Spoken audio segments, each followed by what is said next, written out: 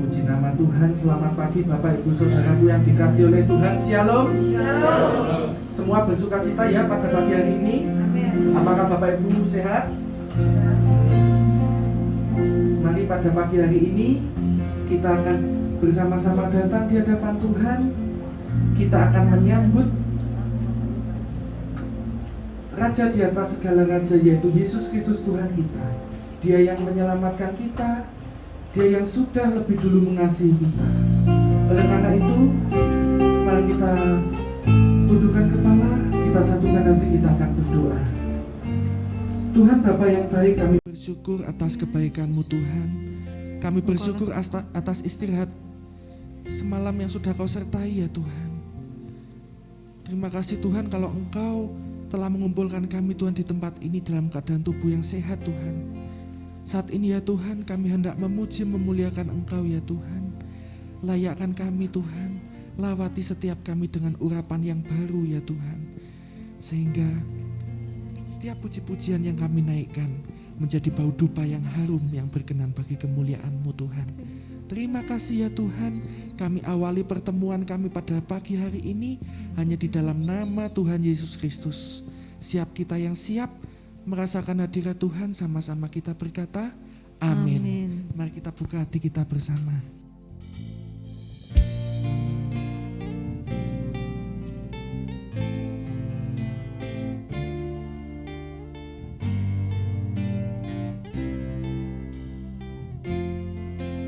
Mari sama-sama kita katakan pujian ini.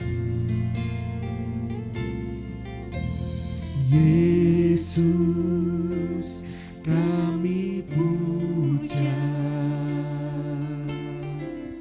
kami sembah sebagai Raja, berdiri di tengah kami, ditinggikan dan dipuji. Katakan Yesus kami puja. Yesus kami puja, kami sembah sebagai Raja, berdiri di tengah kami, ditinggikan dan dipuji. Sembah dan puji penuhi tatamu,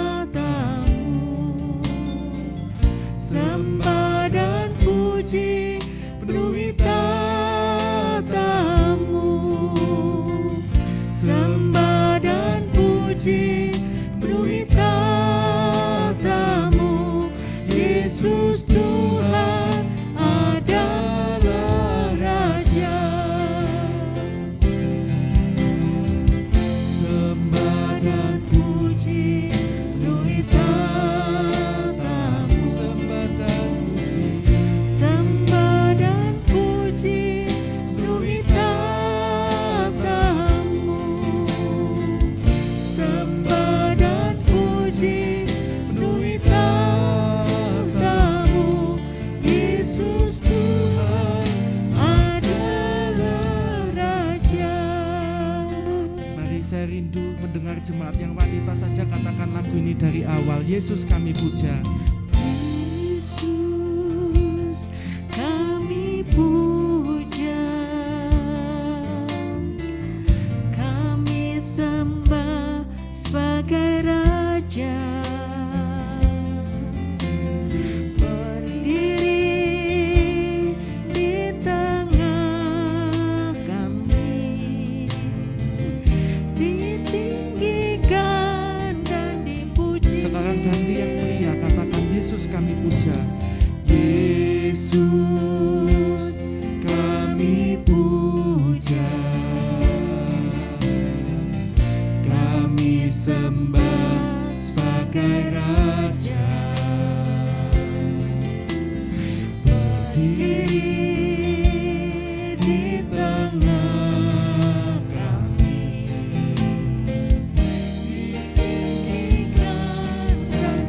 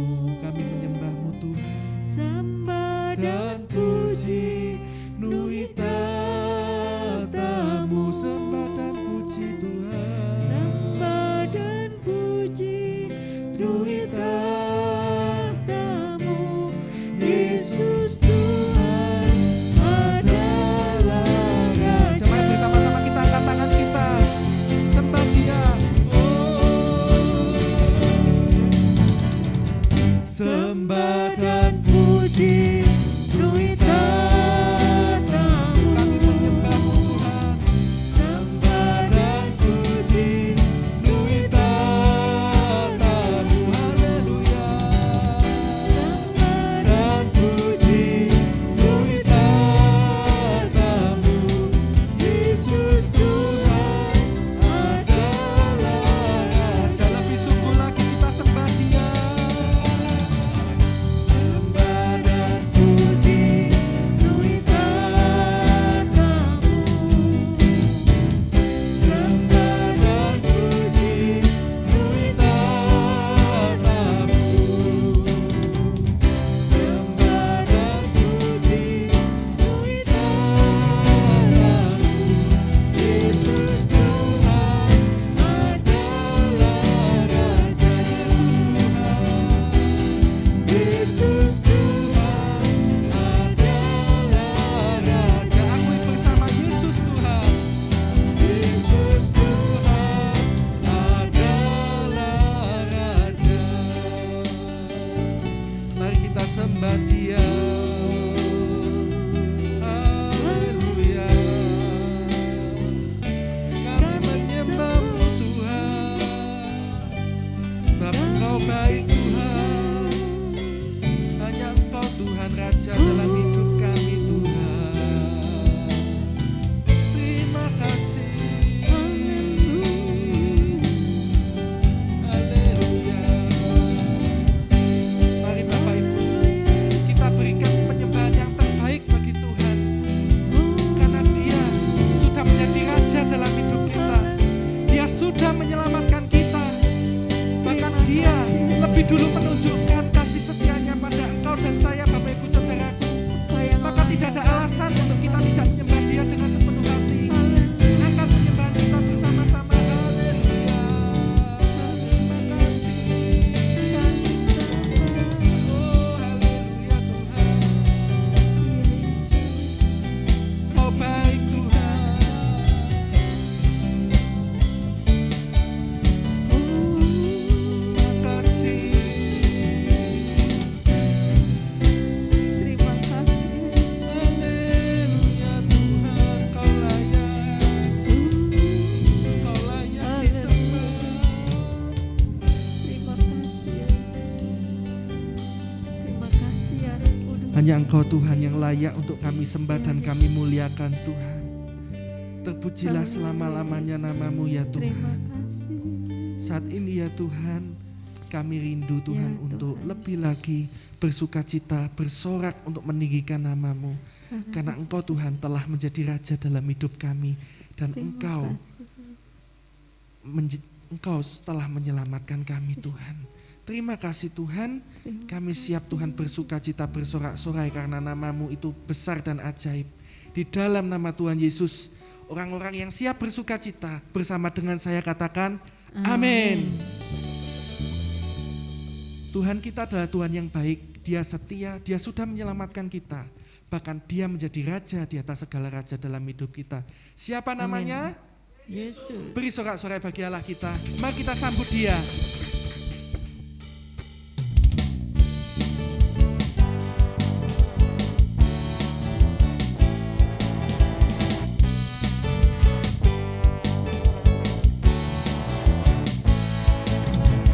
Bangkit, Serukan nama Yesus. Maju nyatakan kuasa-Nya. Dia Tuhan di kecamatan, katakan di budayanya. Jangan kuasa namanya. Bangkit, serukan nama Yesus. Bangkit, serukan nama Yesus.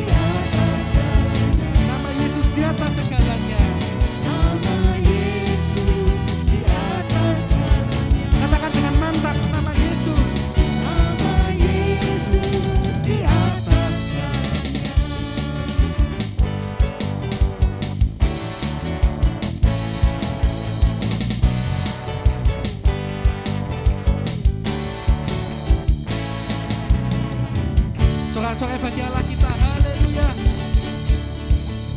Silakan duduk kembali Bapak Ibu Saudaraku dalam damai sejahtera Allah.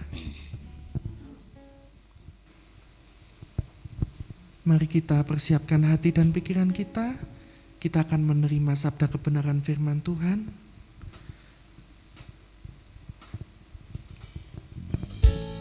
Kita buka hati kita untuk Tuhan Yesus yang menjadi juru selamat kita. Dia adalah kemenangan kita. Dia selalu beserta kita kapanpun, dimanapun.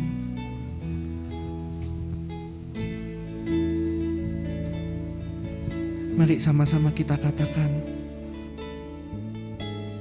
walau ku harus berjalan dalam lembah kekelaman, perlindungan-Mu, oh Tuhan, nyatalah bagi hidupku. Tiada pernah sedetik pun, tiada pernah Kau tinggalkan. Sungguh mulia dan sempurna, hanya Kaulah yang disembah. Yesus, Engkau juru selamatku, dalam janji-Mu kemenanganku. Selamanya kan ku nyatakan besar setia-Mu, Tuhan, di hidupku. Mari Bapak Ibu, saya ajak kita semua katakan pujian ini dari awal. Walau ku harus berjalan, walau ku harus berjalan dalam lembah kekelaman, perlindungan-Mu ya Tuhan, perlindungan-Mu, oh Tuhan, nyatalah bagi hidupku. Tiada pernah sedetik pun, tiada pernah Engkau meninggalkan setiap kami Tuhan. Tiada pernah Kau tinggalkan. Sungguh mulia dan sempurna, hanya Kaulah yang disembah. Mari dengan hormat saya undang kita kembali bangkit berdiri Bapak Ibu Saudara. Yesus, Engkau juru selamatku, dalam janji-Mu kemenanganku. Selamanya kan ku nyatakan besar setia-Mu, Tuhan, di hidupku. Angkat hatimu, angkat suaramu. Yesus, Engkau juru selamatku, dalam janji-Mu kemenangan kami ya Tuhan. Terima kasih, terima kasih Tuhan. Selamanya kan ku nyatakan besar setia-Mu, Tuhan, di hidupku. Saya rindu jemaat sendiri katakan pujian ini. Juru selamatku, haleluya Tuhan, dalam terima kasih Tuhan. Kau sudah mengangkat kami dengan menyelamatkan kami Tuhan. Selamanya kan ku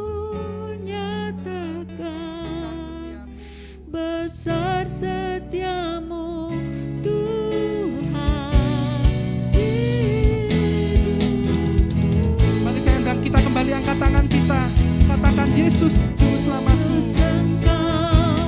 Juru selamatku, dalam janji-Mu Engkau kemenangan kami ya Tuhan. Selamanya kami mau nyatakan besar setiamu Tuhan. kan ku nyatakan besar setiamu Tuhan di hidupku. Katakan besar setiamu. Besar setiamu Tuhan, Lagi katakan besar setiamu.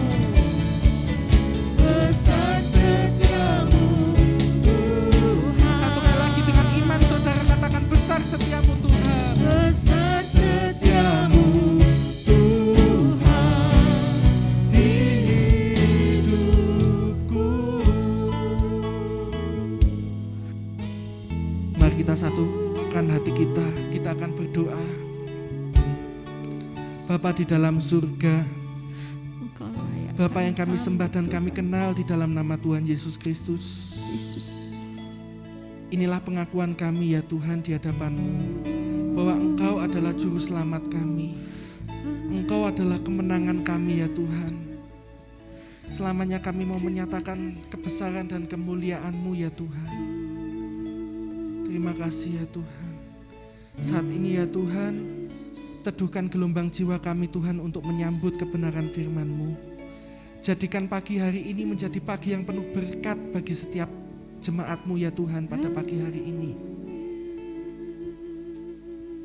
Saat ini Tuhan, kiranya Engkau berkenan melayakkan setiap kami Tuhan untuk duduk diam mendengarkan Engkau sendiri berbicara.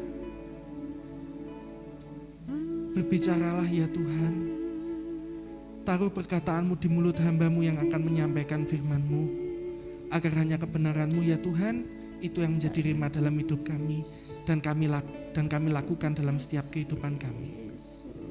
Terima kasih ya Tuhan, hanya di dalam nama-Mu Tuhan, kami siap mendengarkan firman-Mu.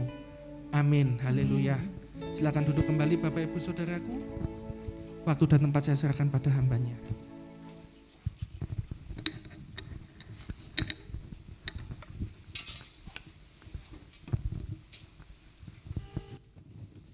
Terpuji nama Tuhan, saudara sekalian dikasihi Yesus Kristus. Shalom. Oh, saya tidak mendengar suaranya. Sekali lagi, biarlah berkat dan anugerah Tuhan menyertai kita. Shalom. Shalom. Suaranya tidak keras, tidak dengar saya. Sekali lagi, biarlah berkat dan anugerah Tuhan menyertai kita semua. Shalom. Shalom. Puji nama Tuhan. Pagi hari ini kita memasuki sebuah momentum yang sangat istimewa dan sangat luar biasa. Gereja Tuhan memperingatinya sebagai Minggu Suci. Mengapa disebut sebagai Minggu Suci? Karena inilah minggu di mana kita memasuki hari ini awal daripada peristiwa penderitaan Yesus Kristus. Itu sebabnya kalau saudara memperhatikan, inilah saatnya kita mencoba merenungkan dan kembali menghayati apa sebetulnya makna dan arti daripada Minggu Palma. Nah, saudara sekalian, saya ingin tanya, apa ada di antara saudara yang belum mendapat daun palma atau tidak membawa daun palma? Ya, silakan, bisa dibagi, tolong itu di sana yang belum mendapat dan belum memiliki bisa mendapat. Semua saya minta punya satu ya. Semua punya satu untuk kita bisa bersama-sama menghayati makna. Mari kita belajar apa arti, apa makna daripada Minggu Palma. Ya, Minggu Palma, apa maknanya dan apa artinya? Baik, puji nama Tuhan. Saudaraku sekalian, Minggu Palma atau disebut Minggu Palem itu merupakan suatu peristiwa yang luar biasa. Kalau saya mempelajari Alkitab, peristiwa ini bukan sesuatu yang biasa, tetapi merupakan sesuatu yang berjalan berurut-urutan, dan ternyata semua yang berurut-urutan itu mempunyai kaitan yang sangat dekat dan sangat erat, dan membuat kita tercengang-cengang betapa rancangan Allah, bagaimana karya Allah itu sangat luar biasa, saudara. Kalau saya perhatikan, Di dalam Alkitab disebutkan bahwa sebetulnya Yesus dan murid-muridnya sudah mengerti bahwa pada waktu itu orang-orang di sekeliling sangat-sangat membenci Yesus. Bahkan para pemimpin agama sedang berupaya untuk bisa menangkap Yesus. Untuk membunuh Yesus. Kenapa? Apa alasannya terjadi demikian?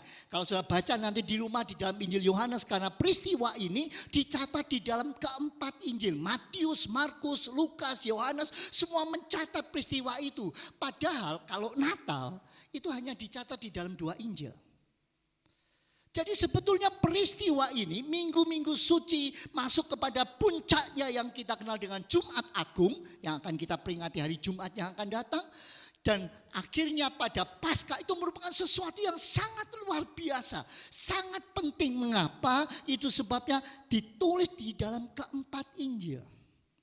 Dan mengapa peristiwa ini bisa terjadi begitu rupa sampai semua orang tercengang-cengang melihatnya.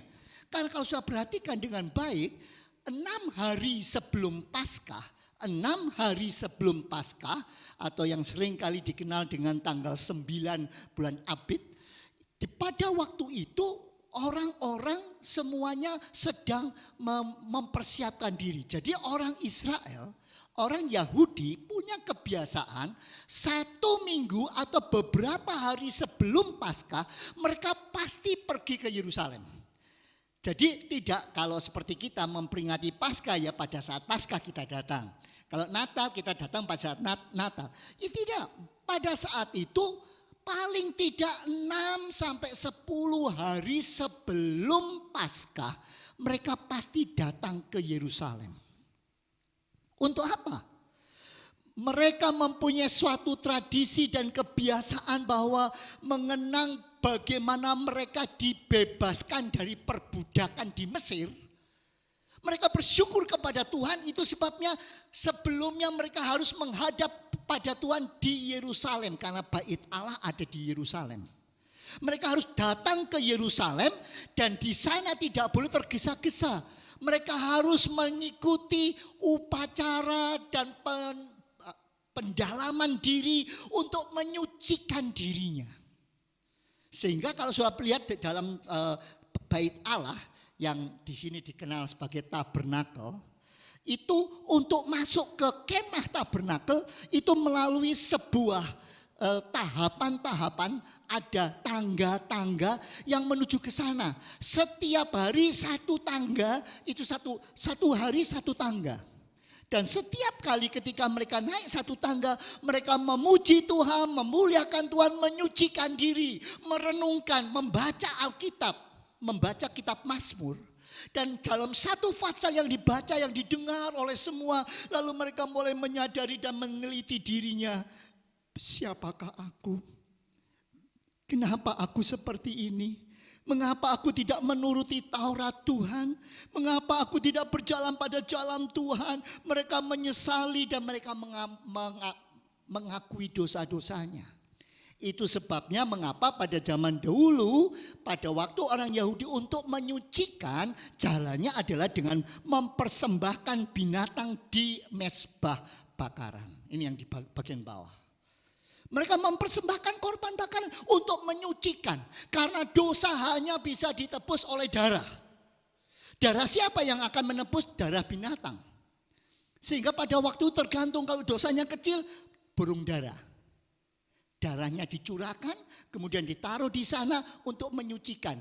Sebelum menyucikan, mereka akan mengakui, ampuni aku, kemarin aku sudah berbohong kepada anakku. 3 hari yang lalu, semua diakui. Kalau jumlahnya tidak terlalu besar, maka burung dara yang akan dipersembahkan. Kalau lebih besar, domba. Kalau dosanya lebih besar lagi, sapi. Itu yang mereka lakukan. Lah kalau dosanya sangat besar, ya 3 sapi, 10 sapi, tergantung kepada kesalahannya. Nah itu sebabnya mereka datang. Jadi saudara tahu waktu itu orang-orang berkumpul dan begitu banyak orang ada di sana. Sebetulnya mereka datang untuk upacara agama agar mereka bisa mempersiapkan diri dengan baik dan menyambut hari peringatan pembebasan yang dikenal dengan Paskah. Saudara yang sudah pernah ikut sekolah minggu atau sudah lama ikut bergereja pasti masih ingat cerita bagaimana pada waktu orang Israel mau keluar dari Mesir, maka mereka harus menyembelih anak domba dan darahnya ditaruh di pintu-pintu. Itu peristiwanya dan itu yang diperingati setiap tahun. Jadi pada waktu peristiwa ini, saya kembali kepada Minggu Palem ini, itulah peristiwa pada saat orang-orang sedang berkumpul. Dan 6 hari sebelum peristiwa itu, Yesus diundang datang ke tempat Lazarus. Siapa Lazarus? Orang yang pernah dibangkitkan oleh Yesus. Saudara dari Marta dan Maria. Dan ketika Yesus datang ke sana, waduh luar biasa. Dihargai, dihormati. Pada waktu Simon, orang yang kusta yang sudah disembuhkan oleh Tuhan, mengadakan jamuan kepada Yesus. Semua orang datang karena apa? Mereka dengar orang mati 4 hari dibangunkan. Dibangkitkan. Dan ingat Lazarus bukan satu-satunya, ada yang lain. Sehingga semua orang menaruh perhatian kepada Yesus.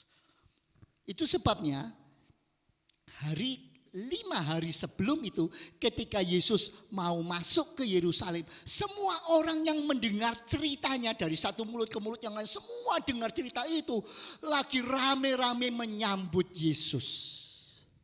Apa yang mereka katakan? Itu sebabnya mengapa Minggu Palem, mengapa orang-orang mengambil palem dan sebagainya, itu peristiwa ini yang terjadi.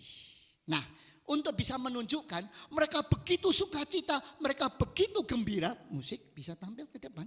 Ya, mereka bersukacita, mereka bergembira luar biasa. Mereka memuji, memuliakan nama Tuhan dengan sukacita. Karena apa? Karena mereka tahu bahwa Yesus ini Mesias yang dijanjikan. Dia Allah, luar biasa. Bayangkan orang meninggal 4 hari bisa dibangkitkan. Itu bukan sesuatu yang biasa. Itu sebabnya mereka semua datang berbondong-bondong mengambil daun palma dan mereka melambai-lambaikannya, menyambutkan Hosana, Hosana. Terpujilah anak Daud, terpujilah dia yang datang atas nama Tuhan. Mereka mengucap itu suka. Sebab itu saya ingin mengajak saudara menyanyikan lagu ini. Saya yakin pasti saudara ingat lagu ini. Nyanyi glory, glory, glory bagi Sang Raja.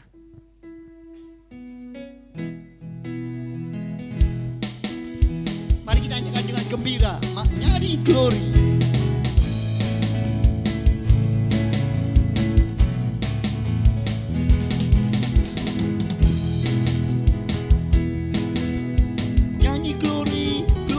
Sang Raja, dia yang datang dalam nama Tuhan, dialah anak Daud. Glory, glory, glory bagi Sang Raja. Oh nyanyi glory, glory, glory bagi Sang Raja. Glory, glory, glory bagi Sang Raja. Mari sudah bisa lagu ini, ingat? Ayo kita nyanyikan lebih dengan suara yang keras, seolah-olah sudah sedang menyambut Yesus jalan di depan saudara. Nyanyi glory, Hosana bagi dia yang datang atas nama Tuhan. Glory, glory, glory bagi Sang Raja. Oh nyanyi glory, glory, glory bagi Sang Raja.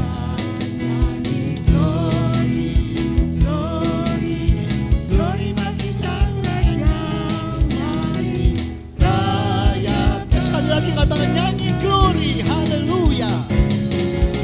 Nyanyi glory, glory, glory bagi Sang Raja. Oh nyanyi glory.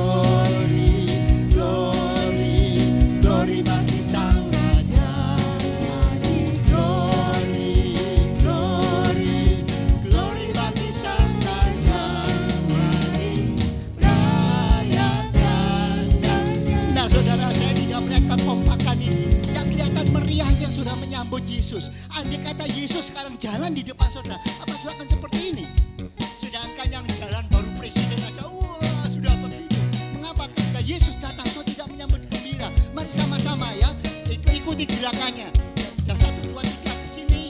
2, 1, 2, 3. 1, 2, 1, 2, 3. Ya, 2, 3. Semua dengan sembilan. 2, 3.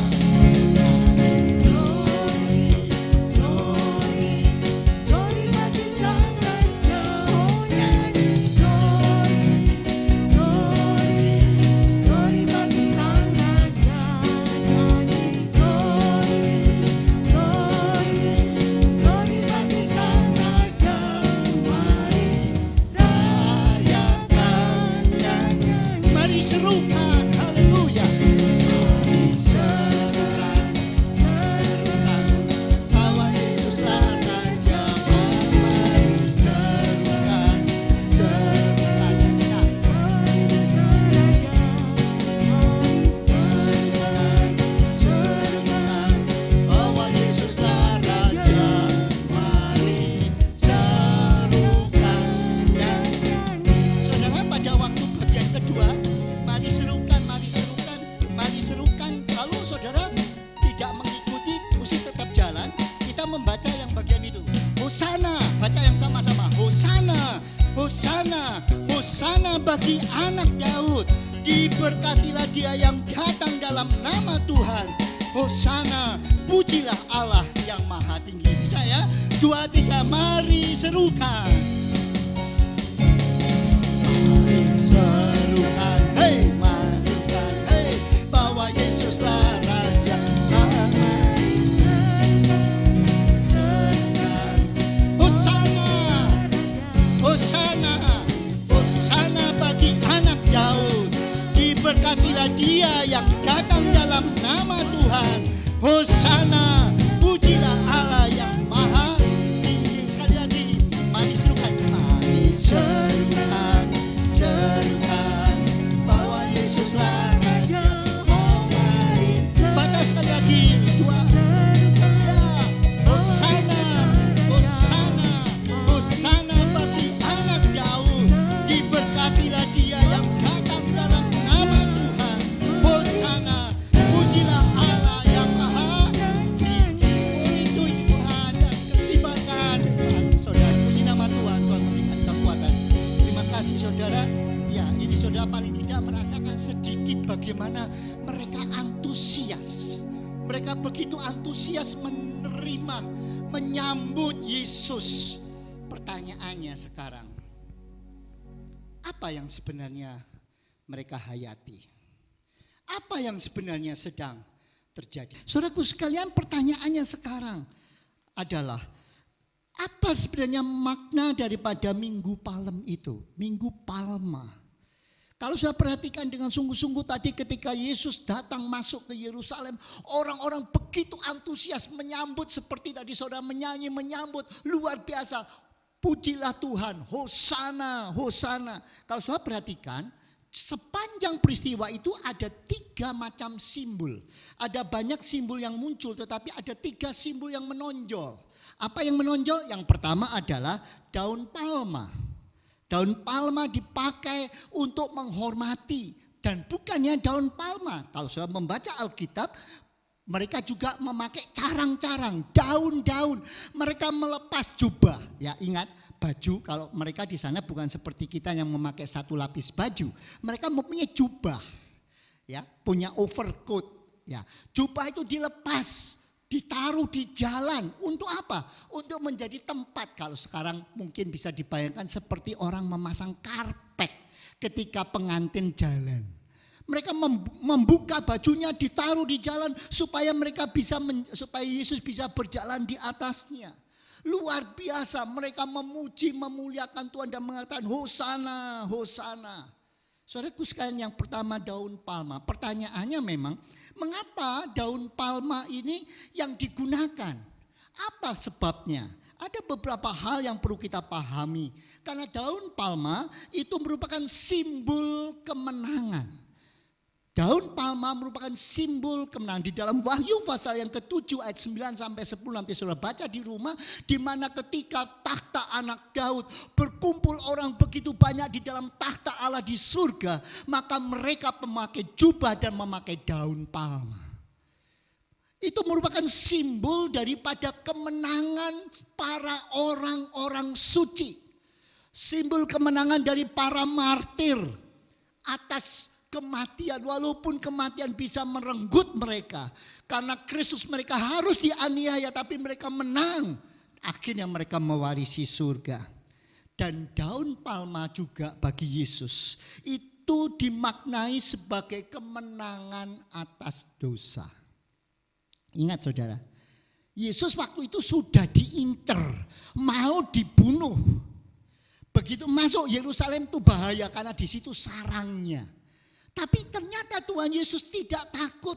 Dia tetap masuk ke Yerusalem. Dan saudara tahu, sebelum itu pada perjamuan malam terakhir, Yesus sudah mengatakan, aku akan diserahkan. Siapa yang menyerahkan? Jelas, muridnya sendiri.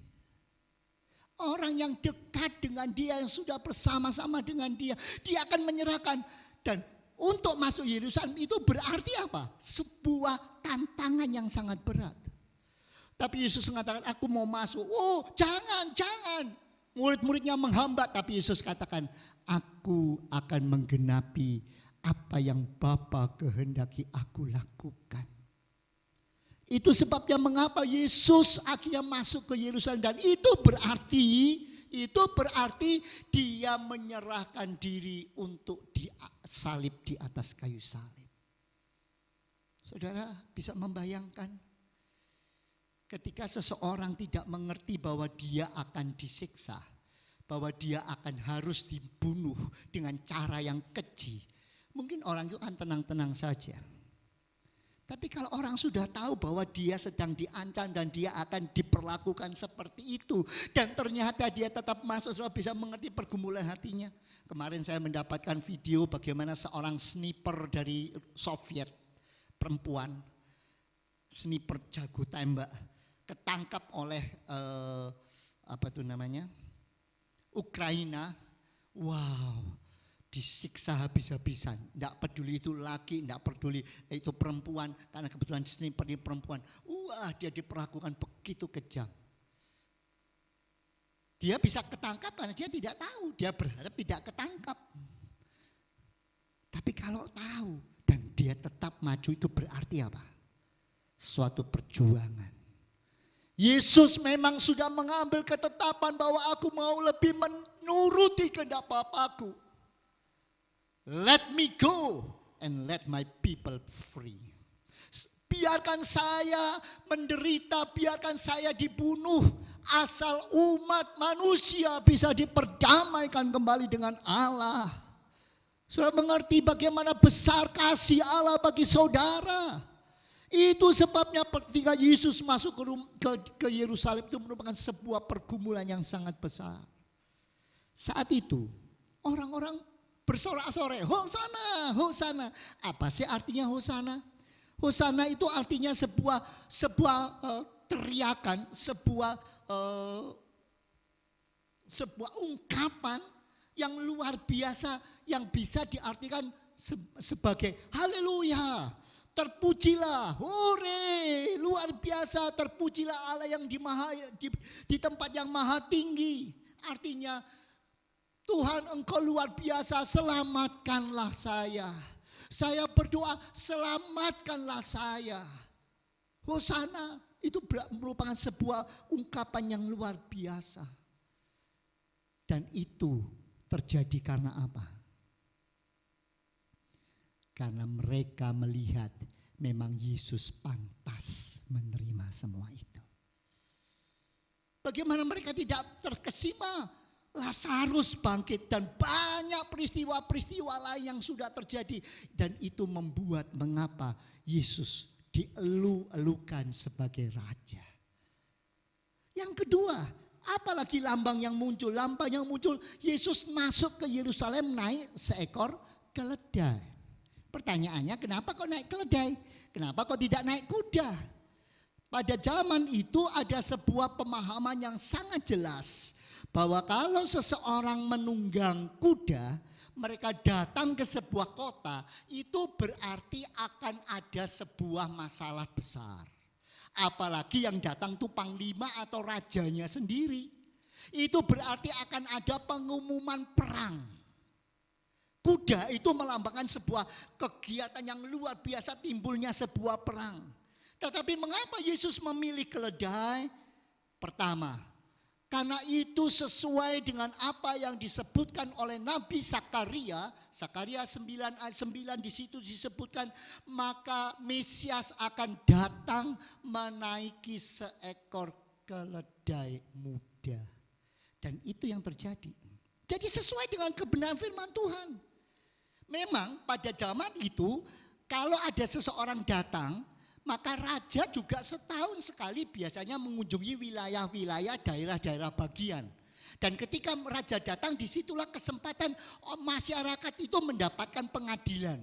Ada yang tidak diperlakukan dengan baik, mereka ditolong. Mereka yang diperlakukan semena-mena, mereka akan diberikan kekuatan. Tapi yang salah akan dihukum. Nah, kalau raja datang untuk kebaikan, maka mereka menaiki keledai. Kalau bukan untuk kebaikan, mereka akan naik kuda. Jadi kenapa Yesus naik kuda? Karena dia datang untuk membawa damai. Mendamaikan manusia dengan Allah. Itu sebabnya mengapa Yesus masuk ke Yerusalem naik seekor keledai. Dan yang lebih istimewa, apalagi karena dia memang betul-betul raja yang luar biasa, maka kerumunan orang-orang begitu banyak mengelilingi dia. Apa yang mereka lakukan? Mereka memuji-muji, mereka mengeluh-elukan, membesarkan, luar biasa, hosana, hosana, hosana. Apa yang membuat mereka begitu? Mereka hanya menginginkan Yesus betul-betul adalah Mesias yang akan membebaskan mereka secara politik. Padahal Yesus tidak datang untuk membebaskan secara politik.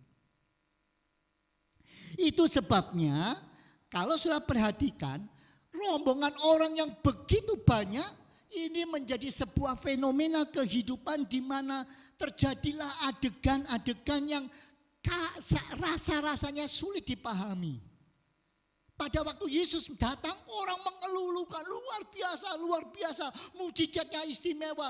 Wah, kalau dia jadi raja istimewa, kita tidak akan kelaparan. Bayangkan 5 roti, 2 ikan, cukup untuk 5.000 laki-laki. Dengan perempuan dan anak-anak bisa 15.000.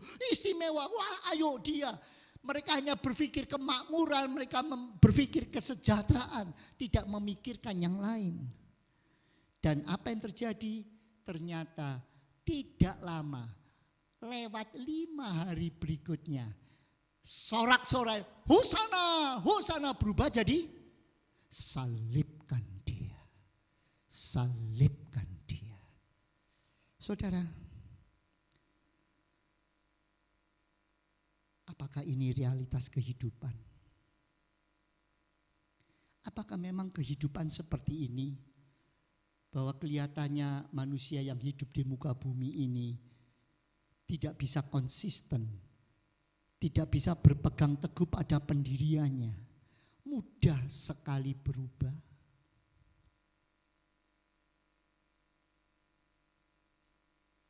Coba pikirkan, apa yang membuat mereka cepat sekali berubah?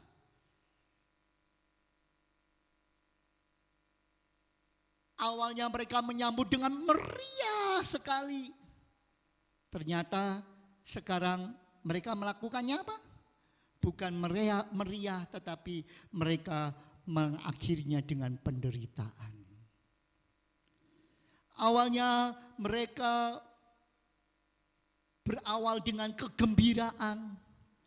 Akhirnya berakhir dengan apa? Dengan kesengsaraan. Awalnya mereka baik-baik, tapi endingnya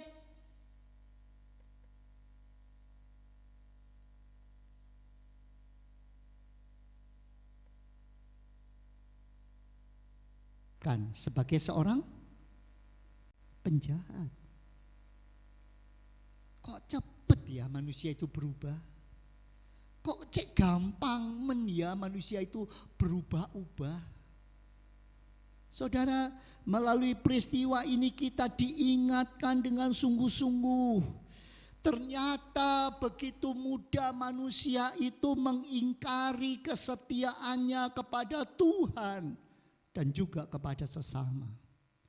Begitu mudahnya manusia itu melupakan apa yang pernah diucapkan dan berbalik begitu cepat. Dulunya mereka menghamparkan pakaian di jalan supaya Yesus bisa berjalan dengan baik. Akhirnya justru Yesus dilucuti pakaiannya untuk disalib. Coba betapa mengerikannya. Bagaimana awalnya dia disanjung-sanjung, tetapi akhirnya dia dihujat habis-habisan. Kalau saudara melihat semua itu, lalu bukankah ini sesuatu yang mengingatkan kita? Inilah peristiwa kehidupan manusia yang seringkali tidak bisa berpegang pada komitmen. Terlalu mudah sekali berubah. Itu sebabnya melalui pelajaran pagi hari ini ketika kita memperingati awal daripada sengsara, mulai hari ini Yesus menjalani begitu banyak peristiwa-peristiwa sampai menjelang naik di atas kayu salib.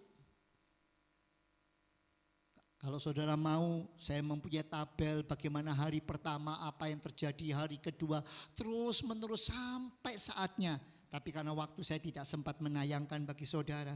Lalu pertanyaannya sekarang, kalau begitu ketika kita memperingati Minggu Palma, Minggu Suci yang diawali dengan kesengsaraan Yesus, apa pelajaran yang bisa kita dapatkan? Yang pertama, melihat semua peristiwa yang sudah terjadi, bukankah kembali kita diingatkan betapa besar kasih Allah kepada umat manusia, kepada saudara, ya saudara, pada saya. Bagaimana Allah begitu mengasihi kita. Dia rela menderita, dia rela sengsara, dia rela mati di atas kayu salib. Untuk apa? Asalkan kita diselamatkan. Jadi kalau saudara sekarang bisa diselamatkan, saudara bisa ucap syukur kepada Tuhan. Ini luar biasa pengorbanan dan karya Kristus yang istimewa. Karena dia begitu mengasihi kita. Sampai-sampai dia bisa mengatakan, relakan saya. Ternyata begitu tragis. Umatku mendapatkan surga. Awalnya Yesus disambut sebagai raja. Mengingat semua korban dan semua yang Yesus sudah lakukan. Mari kita kembali menghayati semua itu. Dan mulai bertanya, pantaskah aku menjadi anaknya yang sudah ditebus? Itu sebabnya setiap kali kita meminum perjamuan kudus, sekali lagi, setiap kali kita meminum perjamuan kudus, itulah saatnya kita menilai kembali, benarkah layakkah aku menjadi orang yang sudah ditebus oleh Yesus?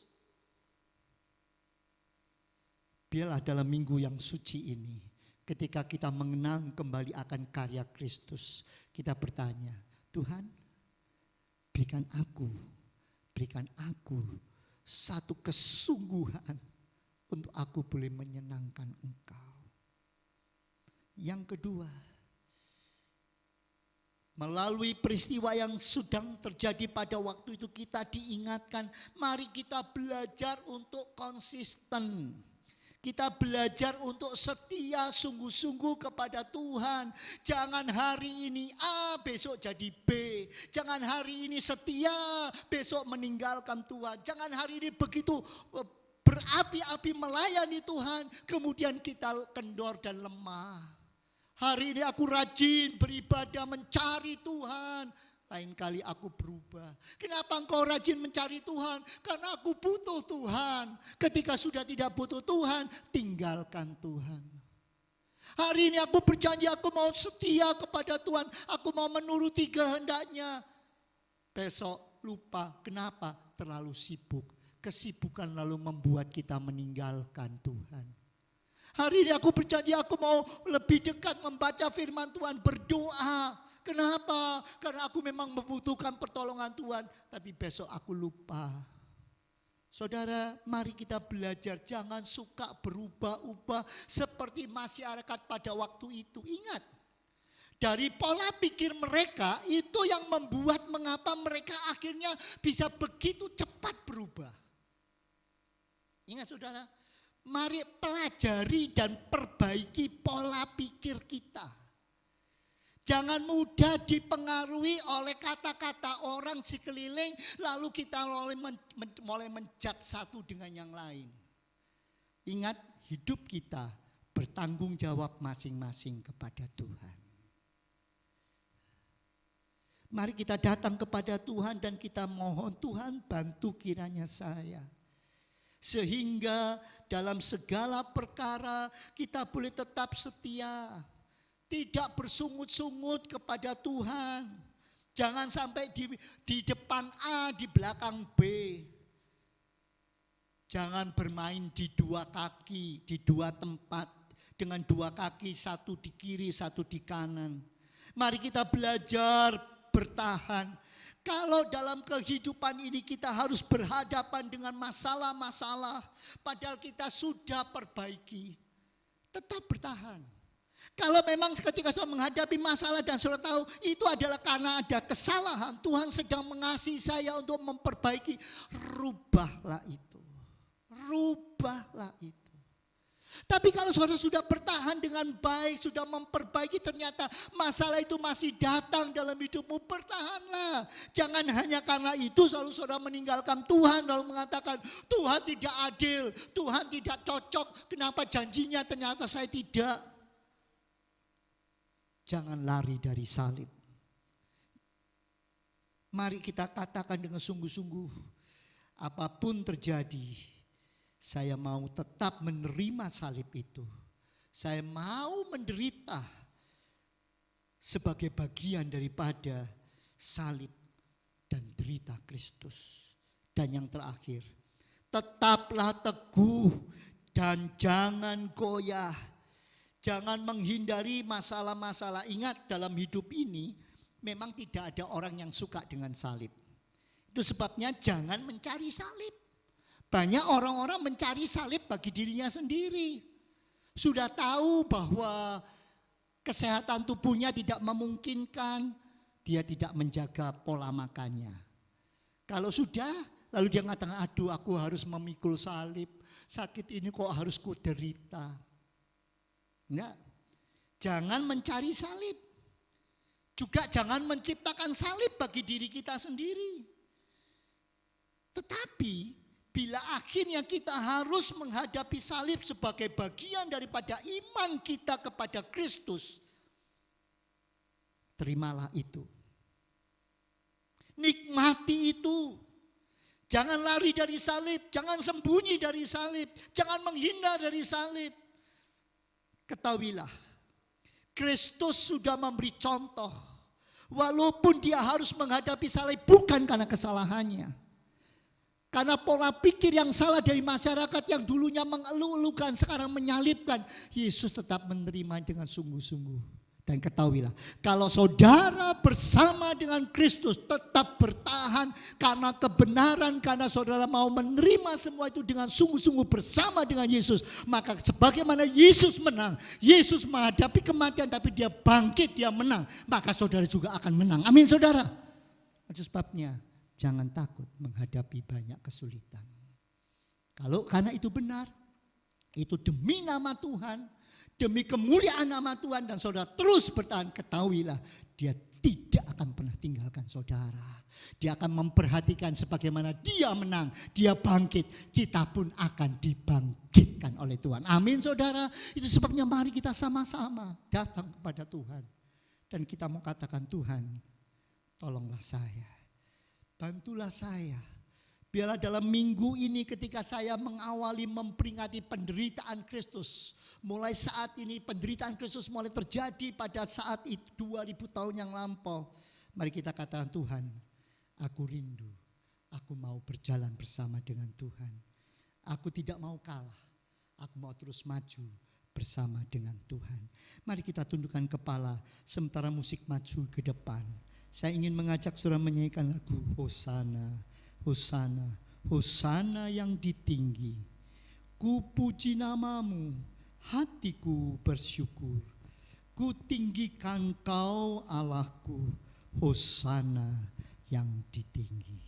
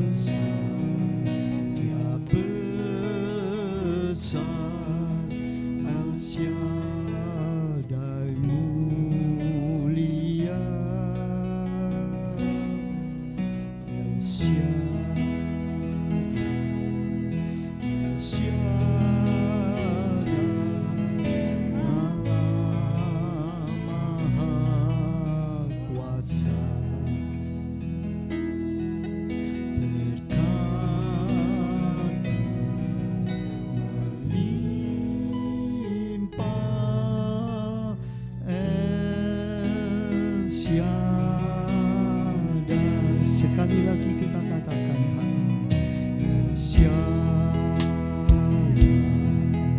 El Shaddai,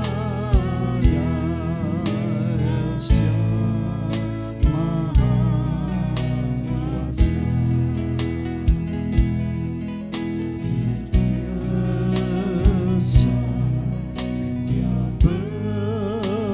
besar, El Shaddai mulia, El Shaddai, El Shaddai,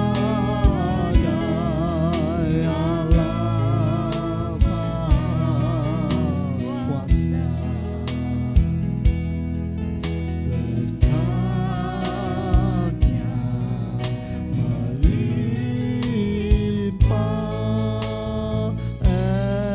Saudara saja kami mengatakan, Tuhan, aku mau tetap dekat kepadamu. Jangan yang lakuin dengan sungguh-sungguh, katakan El Shaddai, El Shaddai, Allah Maha Kuasa.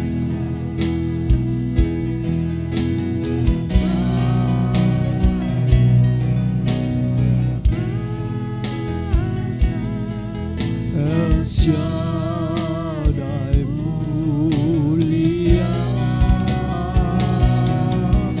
El Shaddai, El Shaddai, Allah Maha Kuasa.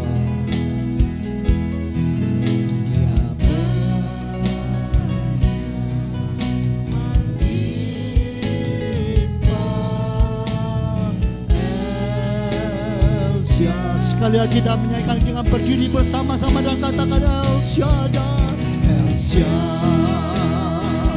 Kami mau Tuhan makin dekat kepadamu, Allah Maha Kuasa. Ya Tuhan,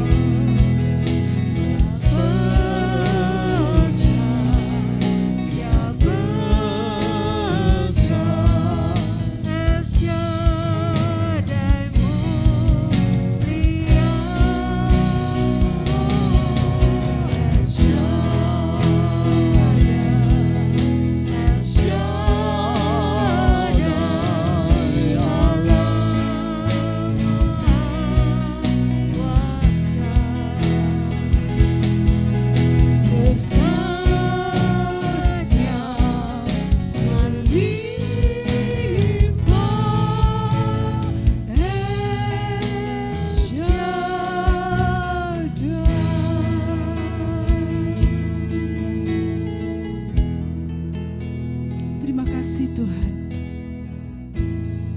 kasih.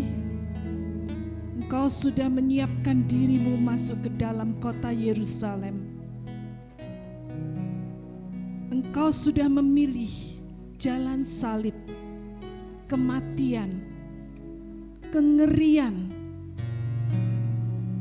demi menanggung dosa-dosa kami.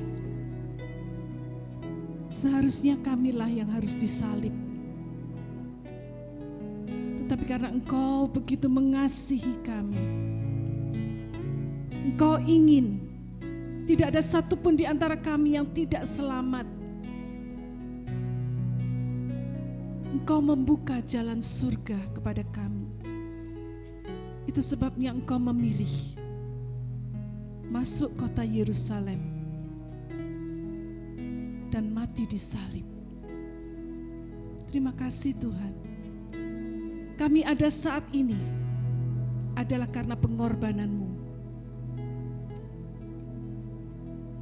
Biarlah kami boleh menghargai setiap tetes darah yang sudah Engkau curahkan di atas kayu salib.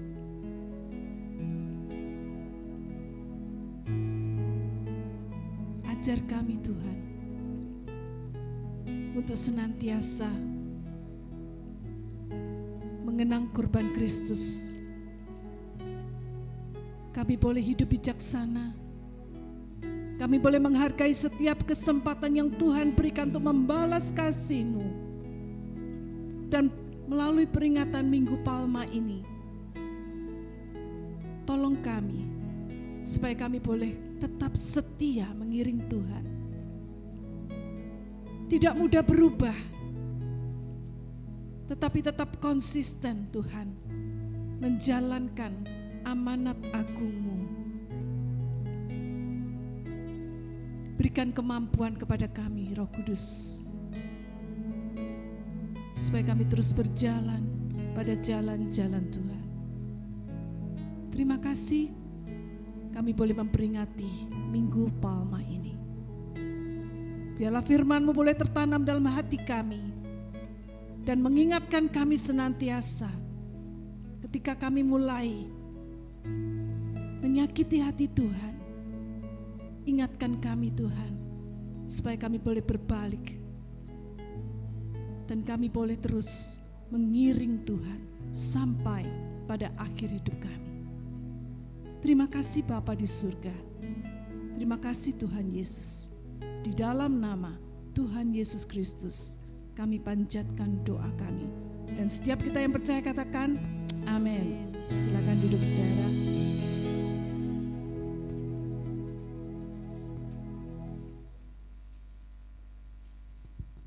Baik, puji nama Tuhan Bapak Ibu Saudaraku. Bapak Ibu yang terberkati oleh firman Tuhan pada pagi hari ini, bisa lambaikan tangan kita tinggi. Tepuk tangan sorak-sorai bagi Dia. Haleluya. Saat ini tiba saatnya bagi kita untuk memberikan persembahan yang terbaik bagi Tuhan. Mari kita persiapkan persembahan kita sebagai rasa syukur kita. Kepada yang bertugas saya persilakan maju ke depan.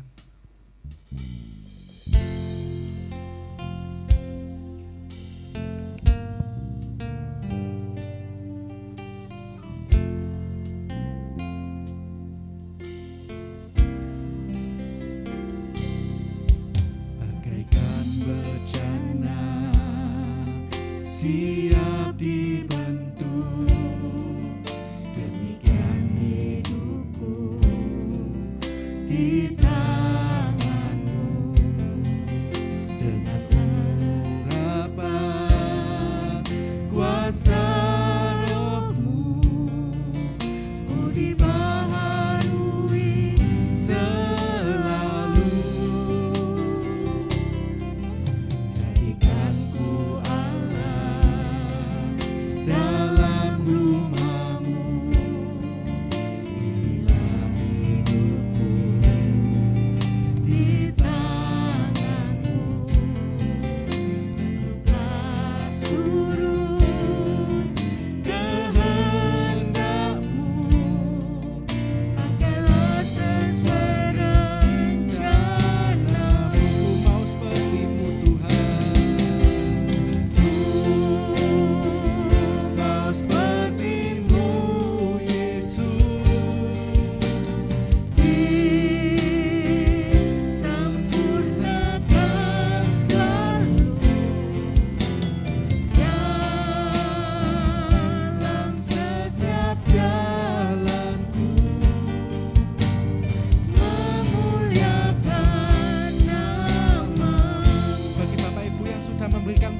dengan hormat saya undang kita berdiri.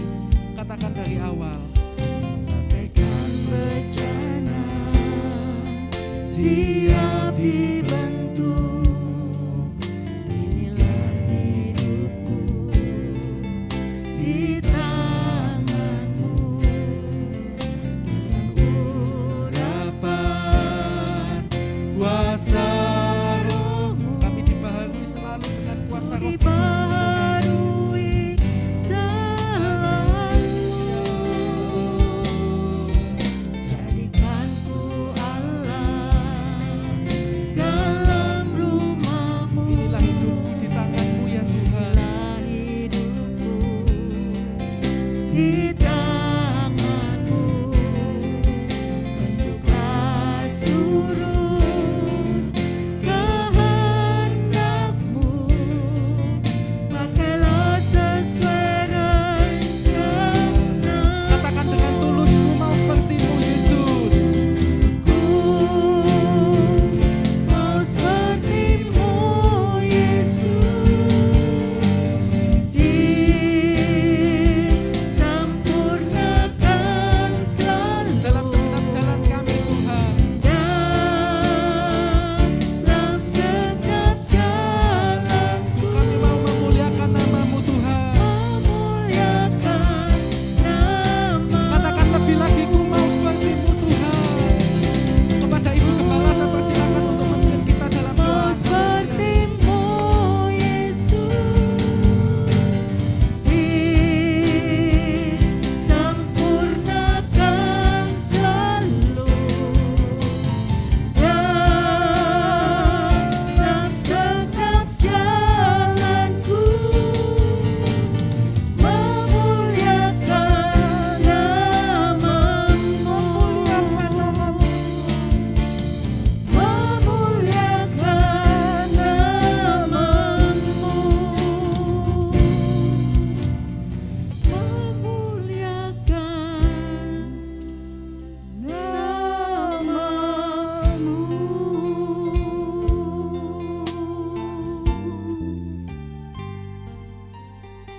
Inilah hidupku Tuhan. Kami ada untuk memuliakan nama-Mu. Terimalah setiap persembahan yang telah kami berikan, agar boleh menjadi berkat bagi banyak orang dan bagi pekerjaan Tuhan di tempat ini. Berkati setiap tangan-tangan yang sudah memberikan. Berkati setiap orang yang sudah hadir di tempat ini. Berkati setiap orang yang mendengarkan melalui ibadah online. Kau mau berkati setiap kami Tuhan. Karena kami percaya ketika kami mendekatkan diri kepada Tuhan, ketika kami menyerahkan hidup kami kepada Tuhan, Engkau ada bagi kami dan Engkau mencukupi segala kebutuhan kami. Terimalah persembahan kami, pujian kami, ibadah kami untuk bisa memperkenankan hati Bapa di surga. Di dalam nama Tuhan Yesus kami berdoa. Mari saudara kita angkat kedua tangan kita di hadapan Tuhan. Kiranya berkat dari Allah Bapa Surgawi, kasih sayang dari anaknya Yesus Kristus yang sudah mati dan bangkit untuk kita, Roh Kudus senantiasa menyertai hidupmu. Pulanglah sekarang saudara-saudaraku, jadilah garam dan terang di mana engkau berada. Terimalah berkat dari Allah Bapa Surgawi di dalam nama Tuhan Yesus Kristus dan setiap kita. Immanuel.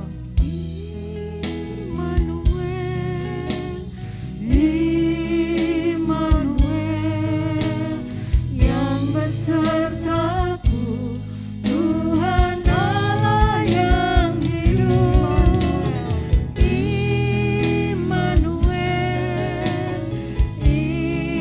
Immanuel yang besertaku, Tuhan Allah yang